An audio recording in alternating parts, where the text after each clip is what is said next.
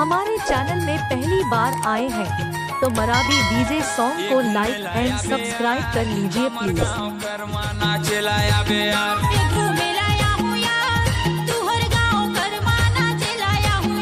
देवमट्टी गाँव करमाना चलाया हुआ, छाबर गाँव करमाना चलाया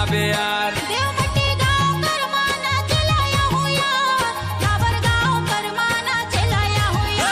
घूमे लाया बेयार, हमर गाँव करमाना चलाया बेयार, घूमे लाया हुआ, तुहर गाँव करमाना चलाया हुआ। मरावी जी निगोरा वाला।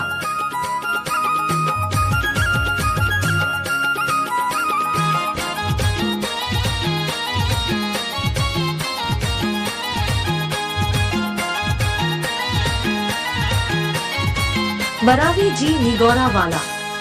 सुआ पखी लुगरा पहिर के आबे, नोनी गए पहिर के आबे, निकलगे मोला जिसे गाना लाते गाबेगा, गाना लाते गाबे। मरावी जी जिंदाबाद। क्या नाम है आपका? शिवा शिवा शिवा।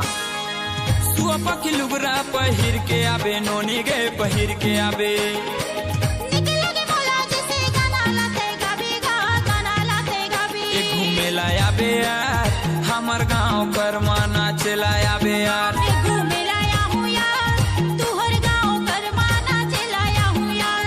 हमर गाँव करमाना चलाया बेयार, देवमट्टी गाँव करमा झोले लाया बेयार, देवमट्टी गाँव करमाना चलाया हुआ, छाबर गाँव करमाना चलाया हुआ। घूमे लाया बेयार, झाबर गाँव करमाना चलाया बेयार, घूमे लाया हुआ, तुहर गाँव करमाना चलाया हुआ। शिवा मरावी निगोरा।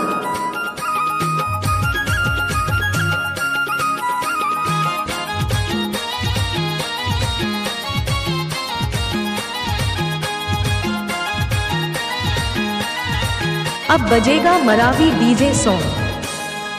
संग साथ संग मत यहाँ लेके आबे, नोनी गे लेके आबे, शिव श्याम संगे नाच के दिखाऊंगा, नाच के रिझाऊं। मरावी जी जिंदाबाद।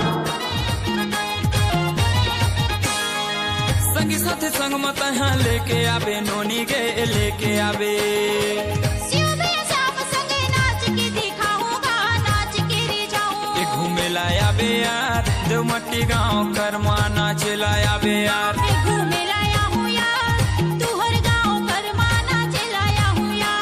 झाबर गाँव करमाना चलाया बेयार, देवमट्टी गाँव करमा झोले लाया बेयार, देवमट्टी गाँव करमाना चलाया हुआ, छाबर गाँव करमाना चलाया हुआ। घूमे लाया बेयार, झाबर गाँव करमाना चलाया बेयार, घूमे लाया हुआ, तुहर गाँव करमाना चलाया हुआ।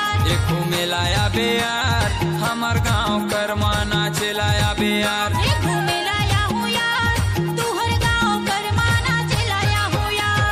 आप लोग सुन रहे हैं मरावी डीजे सॉन्ग।